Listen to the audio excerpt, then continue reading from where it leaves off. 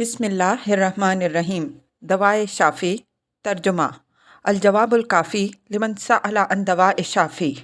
مصنف شیخ الاسلام امام محمد بن ابی بکر ابن قیم الجوزیہ 691 ہجری تا 751 ہجری۔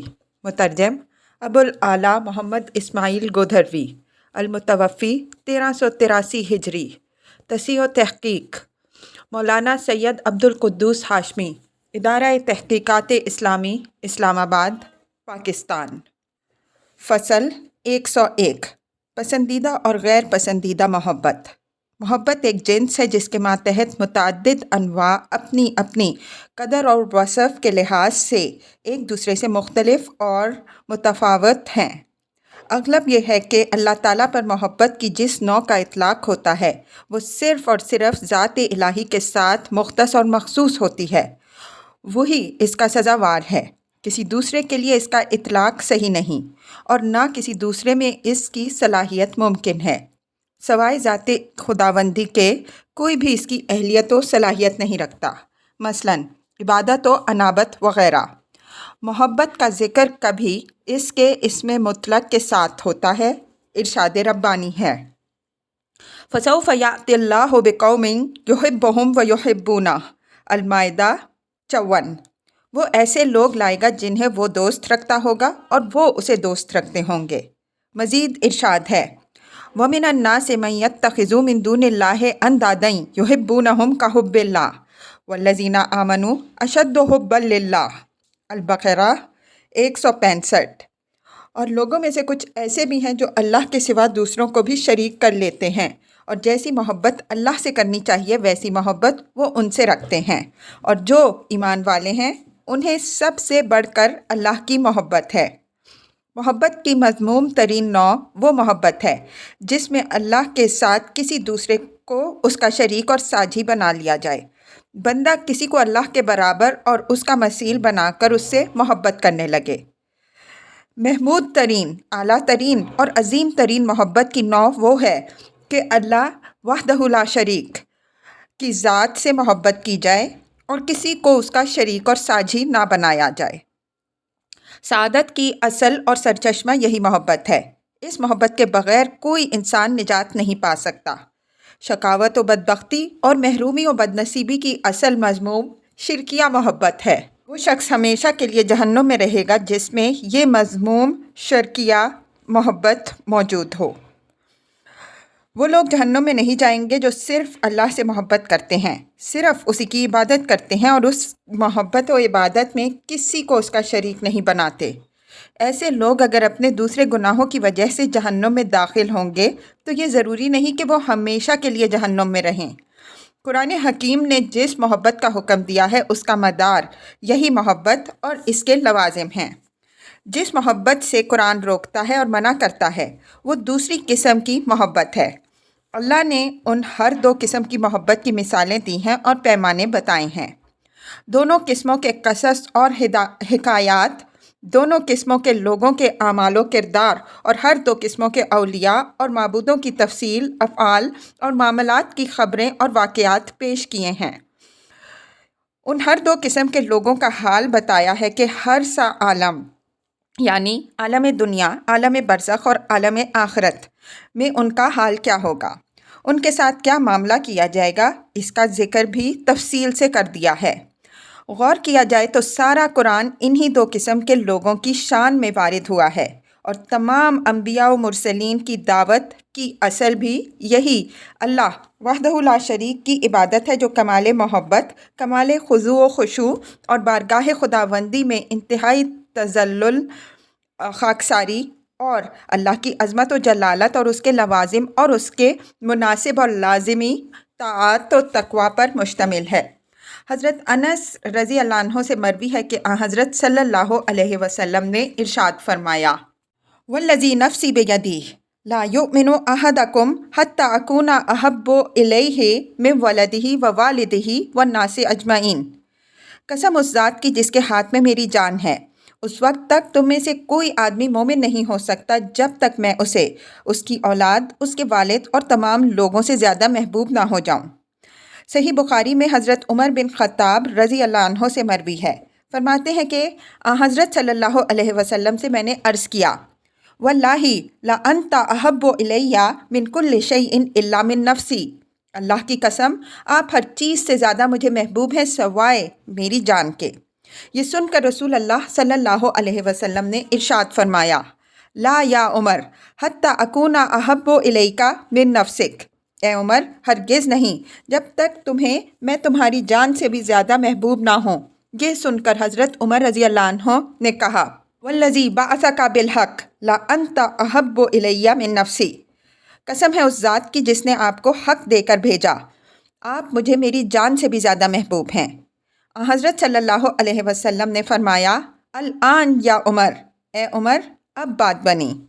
خدا کے خاص بندے اور اس کے رسول کی محبت کے بارے میں یہ وارد ہے کہ جب تک ان سے اپنے ماں باپ، اولاد، حتیٰ کہ اپنی جان بھی زیادہ محبت نہیں ہوگی، کوئی شخص مومن نہیں ہو سکتا۔ سو جس ذات نے اپنے اس بندے کو اپنا رسول اور پیغمبر بنا کر بھیجا ہے، اس کی محبت کس قدر مقدم ہوگی۔ پروردگار عالم کی محبت کسی اور کی محبت کے مقابلے میں اپنی قدر و وصف اور تخصیص کے لحاظ سے بالکل مخصوص اور مختص ہے، اور اللہ کی محبت تو اس طرح واجب اور لازم ہے کہ بندے کو اللہ اپنی اولاد، اپنے ماں باپ، بلکہ اپنی آنکھ اور جان سے بھی زیادہ محبوب ہو، اور اس معبود حق کی محبت کے مقابلے میں ہر چیز کی محبت ہیچ نظر آئے۔ محبت کا عام قاعدہ یہ ہے کہ ہر چیز کسی وجہ سے محبوب ہوا کرتی ہے اور کسی وجہ سے غیر محبوب۔ نیز یہ قاعدہ کہ چیز کی محبت کبھی لذات ہی ہوا کرتی ہے اور کبھی لغیر ہی، لیکن وہ ذات جو ہمہ وجوہ محبوب ہے اور لذات ہی محبوب ہے، وہ صرف اللہ وحدہ لا شریک کی ذات ہے۔ لو کان فیہما آلہۃ الا اللہ لفسدتا، الانبیاء 22۔ اگر آسمان و زمین میں اللہ کے سوا بھی اللہ ہوتے تو یہ آسمان و زمین دونوں ہی تباہ ہو جاتے۔ خدا پرستی اور عبودیت نام ہے اللہ سے محبت، اس کی اطاعت اور اس کے حضور عاجزی کے اظہار کا۔ فصل 102، محبت، علت فاعلی و علت غائی۔ عالم علوی اور عالم سفلی میں جس قدر حرکات صادر ہوتی ہیں، ان کی اصل اور منبع محبت ہے۔ محبت ان حرکات کی علت فاعلی اور محبت ہی علت غائی۔ اس کی وجہ یہ ہے کہ حرکتیں تین قسم کی ہیں: حرکت اختیاری یعنی ارادی، حرکت طبعی اور حرکت قسری۔ حرکت طبعی کی اصل سکون ہے۔ جسم اس وقت حرکت کرتا ہے جب وہ اپنے مستقر اور مرکز طبعی سے علیحدہ ہو جاتا ہے۔ اس وقت جسم صرف اس لیے حرکت کرتا ہے کہ وہ اپنے مرکز طبعی اور اصل مستقر پر جلد سے جلد پہنچ جائے، اور یہ صرف اس لیے حرکت کرتا ہے کہ ایک قاصر حرکت دینے والا اسے حرکت دے رہا ہے۔ بنابراین جسم کی یہ حرکت قسری اور جبری ہے، اور جس چیز کی بھی حرکت طبعی بذات ہی ہوا کرتی ہے، اس کا مطالبہ اور اقتضا یہی ہوا کرتا ہے کہ وہ اپنے اصل مرکز کی طرف جلد سے جلد عود کر جائے۔ اجسام کی حرکت خواہ قسری ہو یا خواہ طبعی، دونوں کسی محرک قاصر کے تابع ہوتی ہے، اور یہ محرک قاصر ان دونوں حرکتوں کا موجب ہوتا ہے۔ حرکت اختیاری و ارادی جو دوسری دو حرکتوں کی اصل ہے، خود ارادے اور محبت کی تابع ہوتی ہے۔ اس طرح ہر سے قسم کی حرکتیں محبت اور ارادے کے تابع ہیں۔ حرکتیں صرف تین ہی قسم کی ہو سکتی ہیں۔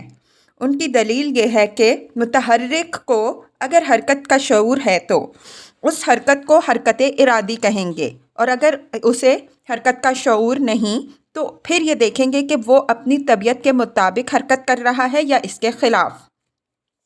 اگر طبیعت کے مطابق حرکت کر رہا ہے تو اسے حرکت طبعی کہیں گے، اور اگر اس کے خلاف حرکت کر رہا ہے تو اسے حرکت قسری کہا جائے گا۔ حرکت کی قسمیں معلوم ہونے کے بعد یہ سمجھ لیجئے کہ آسمان زمین اور آسمان و زمین کے اندر کی اشیاء میں جو بھی حرکت ہوگی، خواہ وہ افلاک و سماوات کی حرکت ہو یا سورج، چاند اور ستاروں کی، ہوا، بادل، بارش یا نباتات کی حرکت ہو، خواہ کسی مادے کے حمل میں بچے کی حرکت، تمام حرکتیں مدبرات امر، مقسمات امر، ملائکہ اور فرشتوں کے واسطے اور ذریعے ہی سے ہوتی ہیں۔ قرآن و سنت کی نصوص سے اس کا ثبوت ملتا ہے۔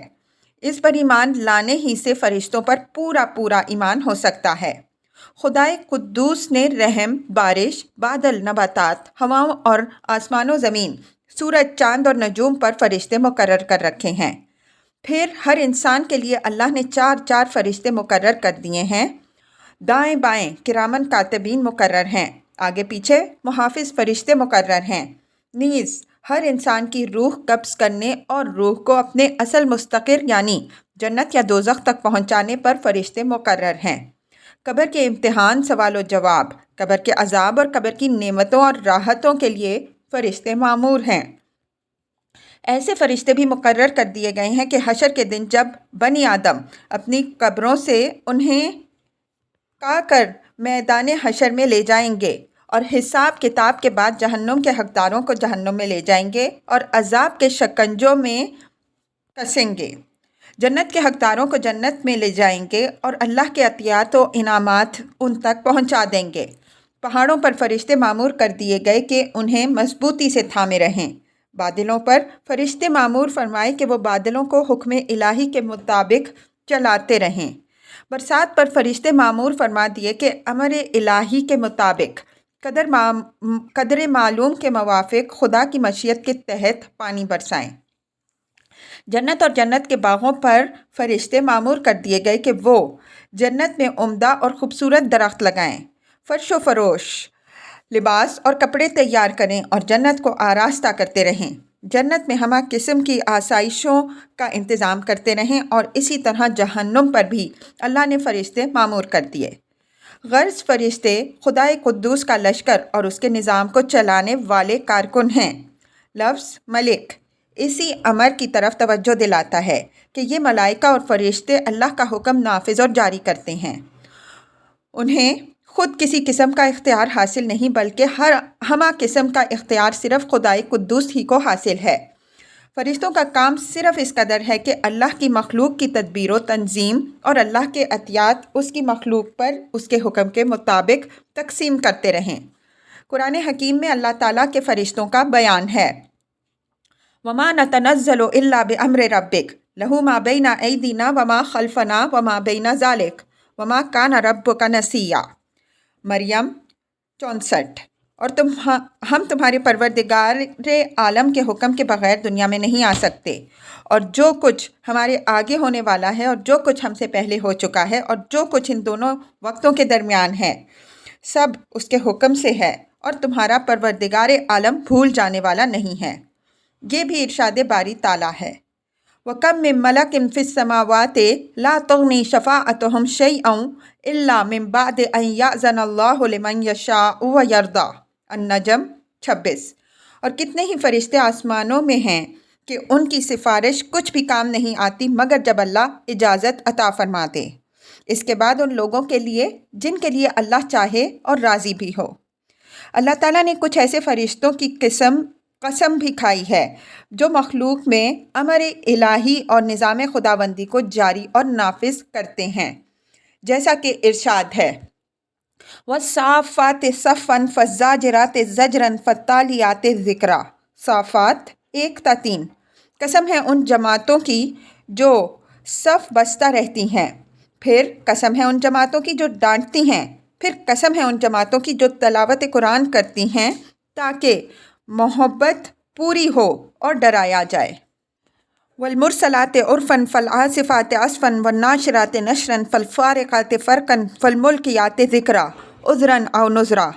المرسلات 1-6۔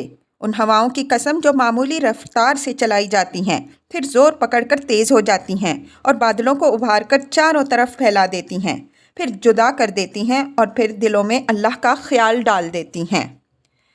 والنازعات غرقا والناشطات نشطا والسابحات سبحا فالسابقات سبقا والمدبرات امرا۔ نازعات 1-5۔ اور ان فرشتوں کی قسم جو گھس کر جانیں نکالتے ہیں، اور ان فرشتوں کی قسم جو ایمان والوں کی جان ایسی آسانی سے نکالتے ہیں جیسے بند کھول دیتے ہیں، اور ان فرشتوں کی قسم جو تیرتے پھرتے ہیں پھر لپکتے ہیں، پھر جیسا حکم ہو اس کے مطابق انتظام کرتے ہیں۔ ان قسموں کی حقیقت، معنی، اسرار اور راز ہم نے اپنی کتاب اقسام القرآن کے اندر پوری تفصیل سے وضاحت سے بیان کر دیے ہیں۔ اس حقیقت کے ذہن نشین ہونے کے بعد یہ بات بآسانی سمجھ آ جائے گی کہ یہ تمام تر محبتیں، حرکتیں، ارادے، افعال و اعمال رب الارض و رب السماوات کی عبادتیں ہی ہیں۔ طبعی اور قصری حرکتیں اس کی محبت کے تابع ہیں۔ محبت اگر نہ ہو تو افلاک، سماوات کا دور کسی طرح نہیں چل سکتا۔ محبت کے بغیر ستارے، سیارے حرکت نہیں کر سکتے، نہ حرکت دینے والی ہوائیں حرکت کر سکتی ہیں، نہ یہ باران رحمت کے اٹھانے والے بادل حرکت کر سکتے ہیں، نہ شکم مادر کے اندر بچے حرکت کر سکتے ہیں، نہ دانے زمین کو پھاڑ کر اگ سکتے ہیں، نہ دریاؤں اور سمندروں میں جہازوں کو چلانے والی موجیں اٹھ سکتی ہیں، نہ عطیات خداوندی کی تقسیم کرنے والے فرشتے اور دنیا کی تدبیر و تنظیم پر مامور فرشتے اس کے بغیر حرکت کر سکتے ہیں، نہ آسمان و زمین اور زمین کی مخلوق حرکت کر سکتی ہے، نہ وہ اپنے خالق و فاتر کی تسبیح و تحلیل کر سکتے ہیں۔ پاک و مقدس ہے وہ ذات جس کی زمین و آسمان تسبیح کرتے ہیں، اور زمین و آسمان کی ہر چیز اس کی تسبیح کرتی ہے۔ وَإِن مِّن شَيْءٍ إِلَّا يُسَبِّحُ بِحَمْدِهِ وَلَٰكِن لَّا تَفْقَهُونَ تَسْبِيحَهُمْ إِنَّهُ كَانَ حَلِيمًا غَفُورًا۔ بنی اسرائیل 44۔ اور جتنی چیزیں ہیں سب اس کی حمد و ثنا کے ساتھ اس کی تسبیح و تقدیس کر رہی ہیں، مگر تم ان کی تسبیح و تقدیس نہیں سمجھ سکتے۔ اس میں کوئی شک نہیں کہ وہ بڑا تحمل والا، بڑا ہی درگزر کرنے والا ہے۔